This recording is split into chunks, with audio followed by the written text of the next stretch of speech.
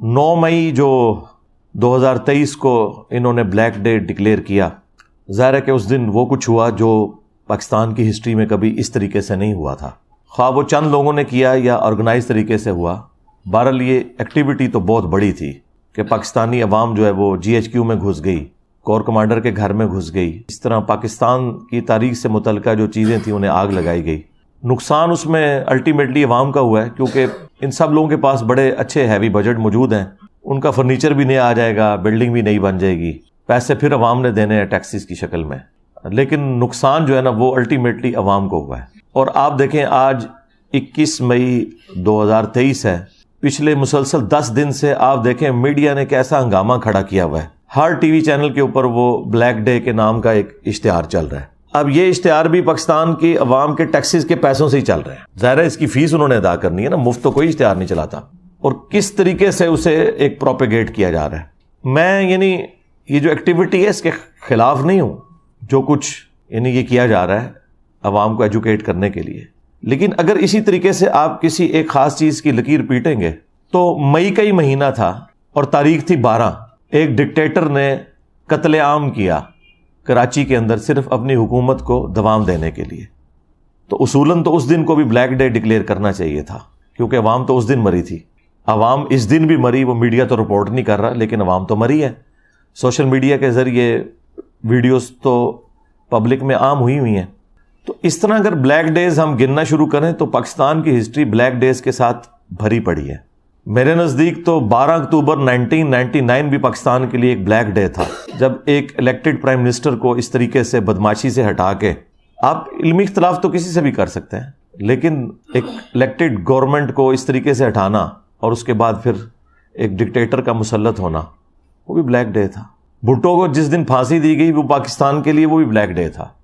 اور اسی طریقے سے جس دن پاکستانی قوم کو امیدیں دلا کے ایک پولیٹیکل کیس بنا کے کہ پاکستانیوں کا اربوں روپیہ دوسرے ملکوں میں ہم پاکستان لے کے آئیں گے، 5 ججوں نے مل کے کروڑوں روپیہ لگا کے، آج تو خیر ہم کہہ سکتے ہیں اربوں روپیہ لگا کے اینڈ پہ ایک اقامہ نکالا،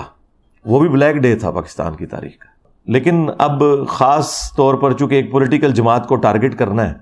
اس کی وجہ سے یہ پروپیگنڈا ایک میڈیا کے اندر چل رہا ہے، پازیٹیو، وہ تو اسے پازیٹیو ہی سمجھتے ہیں۔ دوسری طرف خان صاحب کی مس ہینڈلنگ یہ ہے کہ وہ پہلے تو انجوائے کرتے رہے اس پورے معاملے کو، اس کے بعد پھر ظاہر ہے کہ آپ کو پتہ ہے ہمارے سیکیورٹی ادارے انہوں نے پھر طے کر لیا کہ ٹھیک ہے اب خان صاحب کو سبق سکھانا ہے، اور اب آپ دیکھ رہے ہیں 2 دن پہلے انہوں نے صحافیوں کے سامنے یہ بات کر دی ہے کہ یہ بالکل غلط ہوا ہے۔ اس وقت دیکھیں خان صاحب کا گراف انہوں نے آسمان سے زمین پہ گرا دیا ہے، اور اس میں سب سے زیادہ قصور خود ان کا ہے، خان صاحب کا۔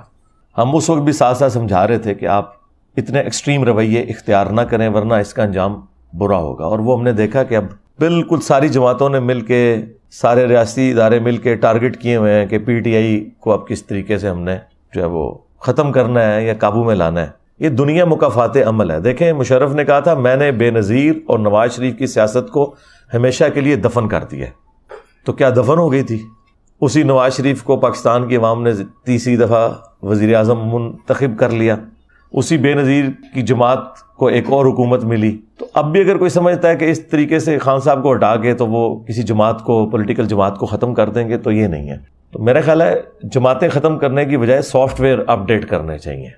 پازیٹیو طریقے کے ساتھ، انہیں بتایا جائے کہ یار یہ چیز غلط ہے، یہ یوں ہے۔ اور آخری ریکویسٹ میں آرمی چیف سے کروں گا کہ اگر آپ نے واقعی سزا دینی ہے نا، تو وہ جو ہمارے افلاطون تھے، وہ سائنٹسٹ جنہوں نے یہ سارے تجربات کیے تھے اور پاکستانی قوم کا مینٹل ماڈل بدلا، جس کی وجہ سے آج بچے فوج کو گالیاں نکال رہے ہیں، وہ جو سائنٹسٹ ریٹائر ہو کے، خواہ وہ فوج میں سے خواہ عدلیہ میں سے، اپنے گھروں میں بیٹھے ہوئے سکون سے بڑی سکرینوں کے اوپر یہ تماشے دیکھ رہے ہیں اور پاکستانی قوم کا اور پاکستانی فوج کا مذاق اڑتے ہوئے دیکھ رہے ہیں، ان کو سب سے پہلے پکڑیں۔ اور اگر آپ ان کو نہیں پکڑ سکتے نا، تو پھر یہ سارے کا سارا کریک ڈاؤن، یہ سارے کا سارا بلیک ڈے اس کو ڈکلیئر کرنا، اس کا کوئی فائدہ نہیں ہے، کیونکہ جب تک چور کی ماں کو نہیں نہ ماریں گے آپ، یہ چور نئے پیدا ہوتے رہیں گے۔ تو اصل مجرم وہ لوگ ہیں جو یہ سارے تجربات کرتے ہیں اور اب سکون سے بیٹھ گئے ہیں گھروں میں۔ رہ گئے یہ بچے، ان بچوں کو تو انہوں نے یوز کیا تھا، تو اس وقت تو یہ بچے آپ کے اپنے بچے تھے۔ اب ان بچوں کو ڈسون تو نہ کریں، خود ان کو یہ راستہ دکھا کے۔ ہو سکتا ہے آج کی قیادت یہ کہے کہ جی ہم اس سسٹم کا حصہ نہیں، ہو پرانی قیادت تھی، تو بھئی یہ بچے بھی پرانی قیادت نے بنائے ہوئے تھے، اگر آپ اس پرانی قیادت کو سزا نہیں دے سکتے تو ان بچوں سے بھی درگزر کریں۔ ہاں جو بالکل آدھی قسم کے مجرم ہیں، جس طرح یہ کہہ رہے ہیں کہ کچھ اس میں دہشت گرد بھی ہیں، کچھ 40-50 کے قریب جو ٹرینڈ تھے، جنہوں نے ایک جگہ پہلے عسکری ٹاور کو بھی آگ انہوں نے لگائی، اور اسی طریقے سے جناح ہاؤس کو، کور کمانڈر ہاؤس کو بھی آگ انہوں نے لگائی، یہ ٹرینڈ لوگ تھے۔ جو اوپر کے جو لوگ ہیں انہیں پکڑیں، یہ جو ہزاروں میں آپ نے لوگ پکڑے ہوئے ہیں اور پھر آپ فوجی عدالتوں میں کہہ رہے ہیں مقدمات چلائیں گے، یہ تو بیچاروں کی زندگیاں پوری اسپائل ہو گئی، ان کے تو پیچھے سارے رل گئے، ان کے ماں باپ بھی، بیوی بچے بھی۔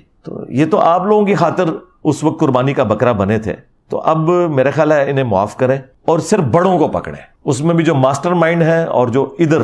یعنی جو آگے پیش تھے ٹرینڈ لوگ، جو عام بچے اب 7-8 ہزار بندہ اسے پکڑ کے جیلوں میں ڈالیں گے، وہ 7-8 ہزار بندہ کوئی ٹرینڈ تو نہیں تھا، وہ تو بس لائی لگ تھے۔ اس وقت تو کتنے شوق سے لوگ جا رہے تھے، اب آپ دیکھ رہے ہیں ایک ایک کر کے بندوں کی ویڈیوز آ رہی ہیں کہ جی مجھ سے یہ غلطی ہو گئی، میں معافی مانگتا ہوں۔ اور اس وقت ان کا آپ جوش کا لیول دیکھیں، لگتا تھا پتہ نہیں پاکستان میں کوئی انقلاب لے کے آ جائیں گے یہ۔ اس طرح کے جو انقلابات ہیں نا، وہ بس جذباتی باتیں ہوتی ہیں، کچھ بھی نہیں اس میں سے نکلنا ہوتا۔ میں اس پہ تو حیران ہوں کہ بلیک ڈے کے حوالے سے کتنی ایڈورٹیزمنٹ چل رہی ہے۔ یہ اسی طریقے کی ایک ایڈورٹیزمنٹ ہے جو وہ بابا ڈیم جو تھے ہمارے، وہ چلایا کرتے تھے اور کہتے تھے میں ریٹائرمنٹ کے بعد ڈیم کے باہر خیمہ لگا لوں گا، تو وہ کبھی نکلے بھی نہیں دوبارہ، اور وہ بعد میں پتا چلا کہ وہ چندہ جتنا انہوں نے اکٹھا کیا اس سے زیادہ کے اشتہارات چلوا دیے انہوں نے۔ تو اشتہارات کی بجائے نا پازیٹیولی کوئی معاملات کو لے کے چلیں، ورنہ یہ اس طریقے سے ڈیم فول آپ کو آپ کے بڑے بناتے رہیں گے۔ حالانکہ اس وقت اگر کوئی ہنگامی طور پر کوئی ایڈورٹیزمنٹ چلنی چاہیے تو وہ یہ ہے کہ ہمارے بڑے ہمیں بتائیں کہ انہوں نے پاکستان کی اکانومی کے لیے کیا سوچا ہے۔ اس کے اوپر تو مجھے کوئی ایڈورٹیزمنٹ نظر نہیں آ رہی ہے۔ تو ہمیں بتائیں کہ اس وقت ملک کہاں پہ کھڑا ہے، کتنے لوگ بے روزگار ہیں،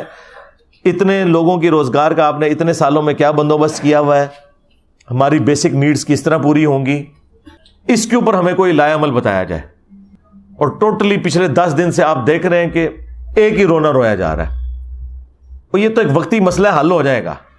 جو پرماننٹلی ہمارے ساتھ مسائل اٹیچ ہے نا، سب سے بڑا ہمارا اکانومی کا مسئلہ، اس کے بعد بیسک ایجوکیشن کا مسئلہ، اس کے بعد ہیلتھ کا ایشو، ہمارا سیکیورٹی ایشو تو بعد میں آئیں گے ہمارے۔ اصل تو مسئلہ یہ ہے کہ جب روٹی نہیں ہے پیٹ میں ڈالنے کو تو باقی سارے مسئلے کیسے بڑے ہو سکتے ہیں اس کے مقابلے میں۔